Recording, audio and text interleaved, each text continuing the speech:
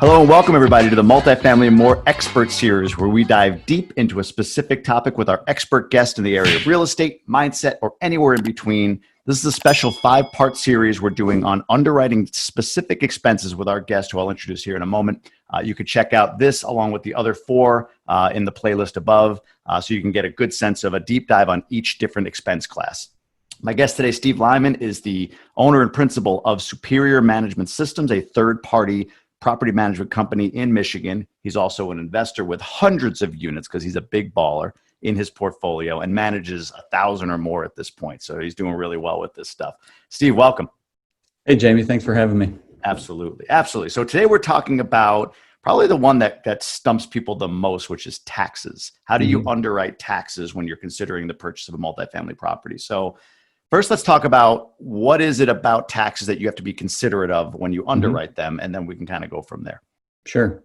So when you buy a property, what'll happen from a 30,000-foot view is the following year after you purchase that property, the taxes are going to uncap, which basically means that your SEV, or the state equalized value of that property, is going to change, whether lower or higher.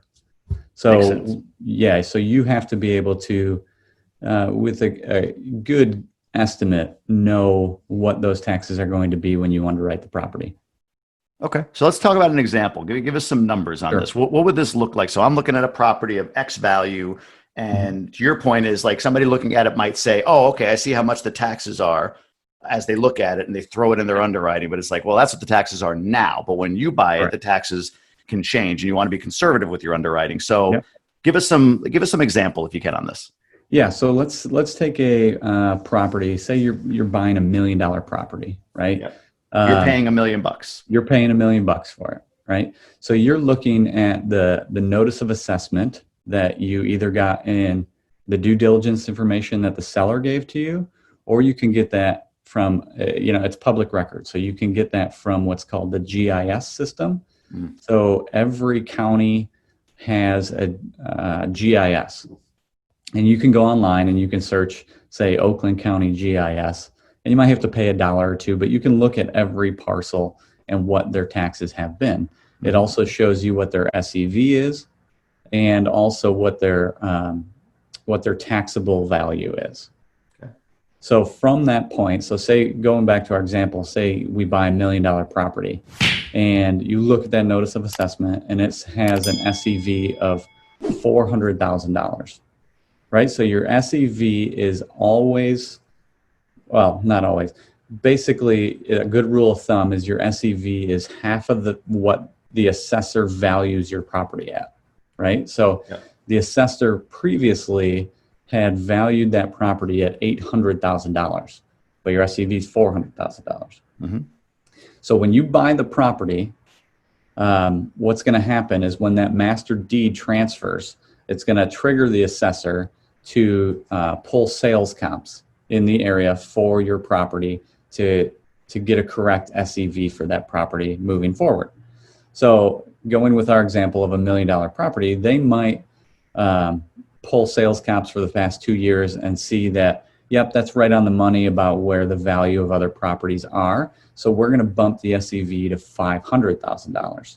50% of the new assessed value. Correct. Got it. And at that point, your taxable value is going to go up. And so the taxable value is what you get taxed on, right? So the taxable value goes up. Every township, city, county has a millage rate. So that specific millage rate, you're going to multiply by the taxable value of that property.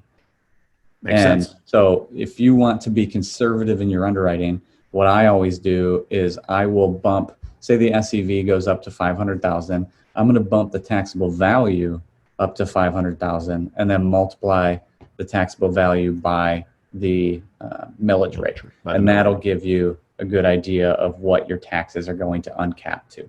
Okay. How do people find the mill rate? Do they get that on the GIS, or where can they find that? Nope. So you're just going to have to pick up the phone and call your assessor, call the county clerk. You call them and start asking the right questions of, hey, I'm potentially looking into purchasing a property. What is the millage rate for this area? They also have special assessments, they call them. So if you have a property that had whatever, a couple of years ago, maybe they had a new sewer line go in. Mm-hmm. What'll happen is the city or the county or township will put a special assessment on each parcel that sewer line's going through. And that, they might have something where, it's $1,500 a year for you to pay that special assessment over and above your taxes, right? So you want to make sure that you ask them what the millage rate is. Are there any special assessments for this parcel? And just to get an idea of where, where your taxes are going to be. Yeah, that makes sense. I mean, when you think about it, like people, this is a parallel, but people invest in condos. And that's the thing, like, okay, the HOA is X. It's like, well, it is, unless there's a special assessment for the HOA for a new roof, and it bumps the HOAs for a year. So similar to that, if anybody's invested in that or looked into that or has experienced that, similar to that, you call your local assessor for the property that you're potentially buying or that you're looking to buy, and ask these couple of questions. You're going to save yourself a lot of heartache in the end. I think you've had a little experience with maybe not doing this stuff, right? Yeah. So at one point, and actually, let me tell the story in a minute. I will add a little tip that if you have a good attorney when you're purchasing a property, you can put into the purchase agreement a provision that states that if there are any special assessments on this property, that the seller has to pay them prior to you purchasing the property, before the transaction happening. I like that. Keep that in mind too. Yeah, that's a great tip. So when you when you're looking into this before you get to a purchase agreement and you see that there are special assessments, then you should talk to your attorney about putting a provision in there. Smart. That's why we have this guy on here. That's why he is superior and superior management systems. I don't know how that works, but that feels good to me. Yeah. So let's hear about the story of your complete screw up that knocked you out of the industry and you've done nothing since then. Yeah, right. So perseverance, Jamie, perseverance. It's true. So I had a property at one point that I underestimated the taxes by about $20,000, and it wasn't a real big property. I guess that's relative, but it was a 48 unit property. And we had investors on the deal, and we mismanaged and underwrote the taxes $20,000 light. So what happened when they uncapped is we had this large amount of money that had to be paid, and in that township, the winter taxes are higher than the summer, which is usually a little uncommon. Usually the summer is more expensive because schools are charged. The millage rate is primarily made up of schools, and the majority of the millage rate. No. Yep. So anyway, so we get to these winter taxes, the notice of assessment comes out, and we're like, shoot, we just paid a pref and a year-end distribution to our investors, which we would have had enough money to pay for if we didn't pay that pref and distribution. So what happened was, instead of taking a capital call, which I don't know if you want to explain a capital call, but basically, instead of asking the investors for money, and they would have an obligation to do so under the operating agreement, we decided to pay for it out of our own pocket because, we want to have a relationship with these investors long term. And so it was just a bad mix up.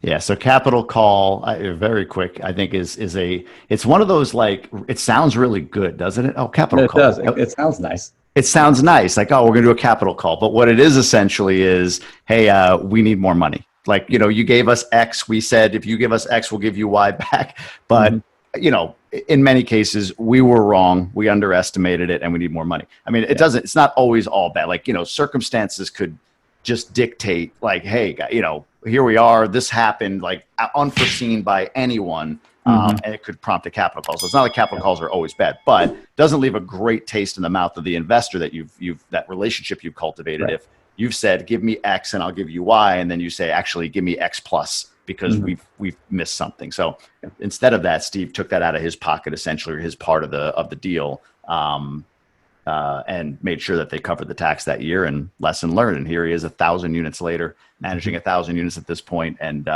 again, perseverance didn't knock him out of the game. So I think that's great.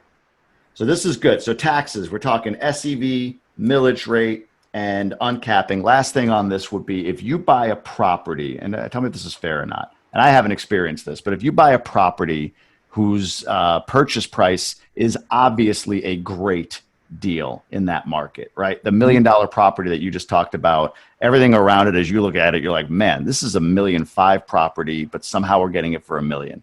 Would you suggest bumping up your appraised value or assessed value? Like, even though you're paying $1 million, would you assume the assessor is going to say, hey, you got a really good deal here, so let's 125, 13 is the actual assessed value, and then take 50% of that for the SEV, or have you not seen that? Yeah, I mean, because I conservatively underwrite things, yes, I would do that. Now there are things that you can do with having a conversation with the assessor on why they shouldn't be valued that high, and then also you can.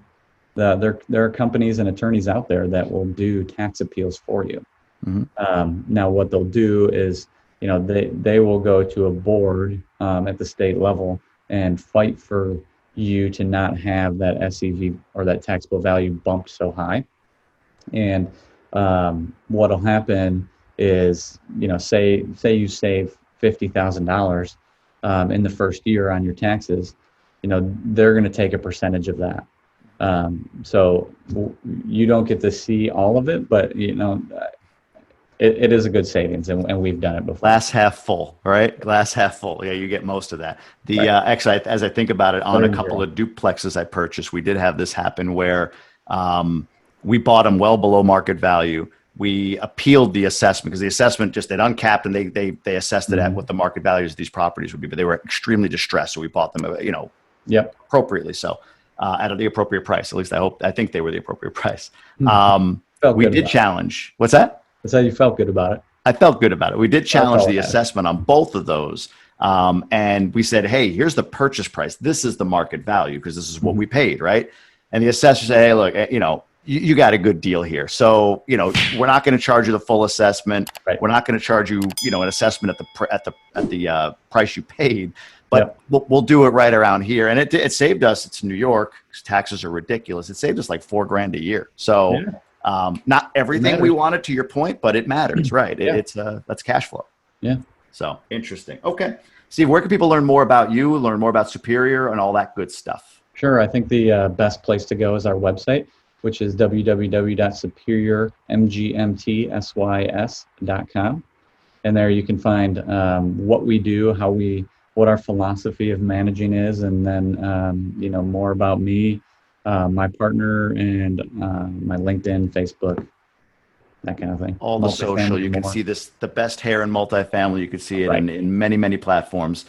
So I'm happy about that. And Superior is a great company. We use them. So we're a client, a customer. So I wanted to have Steve on to talk through not only this, but to make sure everybody aware in Michigan of his services, because I can personally attest to them. So Steve, thanks a lot for being on today. I appreciate it. I appreciate the time. Yeah, we'll talk soon. All right, man. Talk to you soon.